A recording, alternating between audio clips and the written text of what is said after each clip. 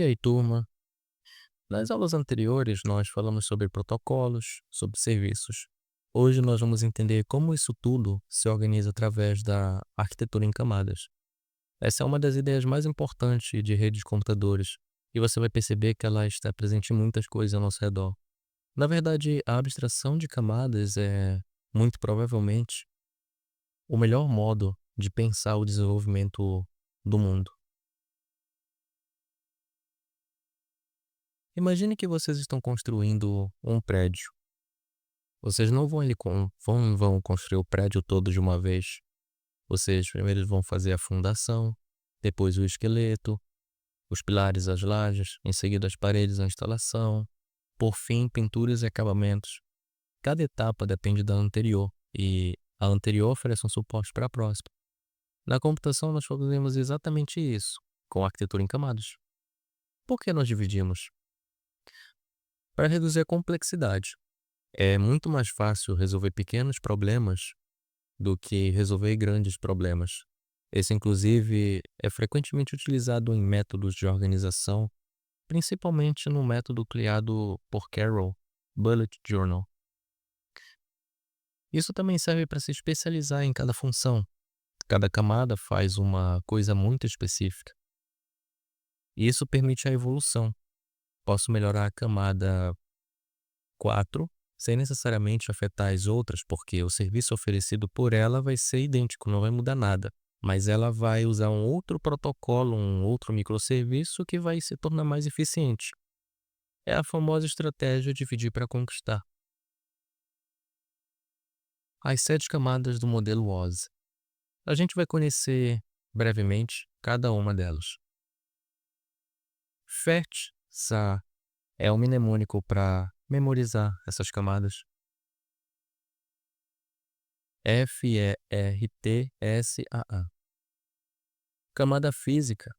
Nós podemos entender como os fios, os cabos, os conectores, os sinais elétricos, a própria eletricidade mesmo. A camada de lance nós podemos entender como um controle de fluxo entre dois dispositivos que estão diretamente conectados. A camada de rede vai decidir o melhor caminho pelos dados da internet, o chamado roteamento. A camada de transporte vai garantir que tudo chegue completo e na ordem correta. A camada de sessão vai manter a conversa organizada entre as aplicações. A camada de apresentação vai traduzir, criptografar e formatar os dados. A camada de aplicação é onde estão os programas que a gente usa de fato. Tecnicamente nós usamos todos, mas é o programa que existe uma interação direta, usuário-computador. O navegador, o leitor de e-mails, o reprodutor de música, o editor de textos. Cada camada só se comunica com a camada imediatamente acima e abaixo. Cada uma tem uma função específica que as outras não podem fazer. Não é que elas não sejam capazes de fazer. Naturalmente, se alguém programar para fazer, ela consegue. Mas qual o sentido de fazer trabalho redundante? Henry Ford revolucionou a indústria da linha de montagem com cada estação fazendo uma coisa específica. Isso também é uma arquitetura em camadas. A estação 1 montava o chassi, a estação 2 instalava o motor, a estação 3 colocava a carroceria, a estação 4 pintava, a estação 5 cuidava dos acabamentos internos. O banco de couro está bem ajustado, o cinto está regulado. Ninguém pulava etapas. O pintor não instala o motor, o montador de chassi não faz acabamento. Na rede é igual. Cada camada tem a sua especialidade. Vamos ver um exemplo enviando um e-mail, por exemplo. Quando você digita um e-mail, você está utilizando o Gmail, por exemplo. Ou pode usar qualquer outro serviço, o Gmail é mais utilizado, por isso a citação. Você está na camada de aplicação digitando seu e-mail lá no Gmail. A apresentação. A camada de apresentação vai criptografar o seu e-mail. A camada de sessão vai estabelecer a conversa com o servidor. A camada de transporte vai fazer o e-mail ser quebrado em vários pedacinhos e enumerados. A camada de rede vai fazer com que cada pedacinho receba um endereço de destino.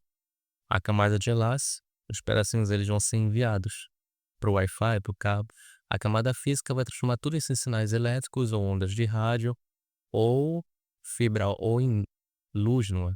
Fibra óptica. E isso vai ser enviado. No destino, o processo vai acontecer ao contrário, com uma linha de montagem reversa. Então, vai receber para a camada física, depois vai tratar o enlace, a rede, o transporte. Cada camada consegue conversar horizontalmente com a outra. Aqui a gente pode ter um exemplo. Imagine que você está falando ao telefone com alguma pessoa. Você está ouvindo a voz dela, ela está ouvindo a sua, analogamente a você assistindo essa aula, e você está entendendo o que essa pessoa está falando, o que eu estou falando. Mas, de fato, nós não estamos ouvindo a voz da pessoa. A nossa voz está sendo capturada por um dispositivo eletrônico que está convertendo isso em sinais analógicos, depois digitalizando esses sinais, enviando como impulsos elétricos ao computador. Esse computador recebe esses impulsos elétricos, transforma em bits. Esses bits vão ser criptografados, vão ser transportados, vão ser mandados para um servidor. Esse servidor vai pegar esses bits digitalizados, mandar para o seu computador vai converter isso para sinais elétricos, mandar isso para o fone de ouvido, e o fone de ouvido vai converter isso em uma movimentação, um fenômeno mecânico mesmo, físico, que vai gerar som. Então o que você está ouvindo não é de fato a minha voz, é só uma aproximação digital dela. Na prática, isso acontece a mesma coisa. Você tem a impressão de que está conversando com a pessoa lá no telefone, mas para que isso ocorra, existe toda a arquitetura das camadas abaixo, no seu caso, quando você está falando, e no caso dela ouvindo todas as camadas abaixo na direção contrária, a- recebendo o impulso elétrico e convertendo isso até a camada de aplicação, que seria a mente dessa pessoa. A arquitetura em camadas, ela vai dividir, então, um problema complexo em partes menores, em partes que sejam possíveis de serem solucionadas. Cada camada vai ter uma função específica que vai depender das camadas inferiores. Nós podemos comparar isso com uma linha de montagem ou com construção civil. Na próxima aula, nós vamos ver especificamente como essas camadas vão se comunicar através do que nós chamamos de interfaces, que foi o exemplo dado agora, e como isso forma a chamada pilha de protocolos. Para quem já estudou arquitetura de, de dados, nós podemos ver que isso se aplica muito à computação. Não se esqueça de fazer os exercícios dessa aula. Muito obrigado e até a próxima.